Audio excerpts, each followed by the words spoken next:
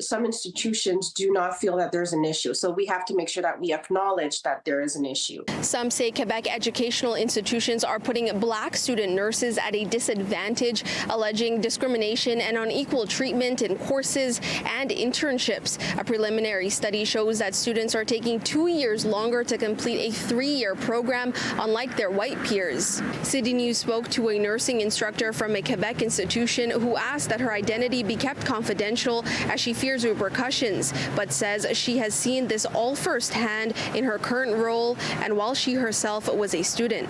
They have to work twice as hard to give the same result, and sometimes even though they do work that hard, they don't get the benefits. So they tend to make it longer, and sometimes they fail a lot more than the white students. The preliminary study conducted by 2 researchers and professors of health sciences on behalf of the Observatory of Black Communities highlighted that during the internship period of the 3-year program, Black students would oftentimes get the more complicated cases and be expected to make fewer mistakes than their white counterparts. The experience of the internship was horrible for me. One student was making 4 mistakes in one day.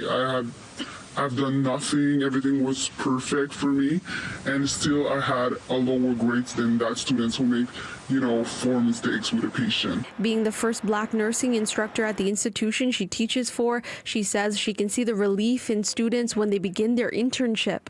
You see their face lighting up, and they said to me, "Oh my God, I'm so happy to have a Black teacher because I feel like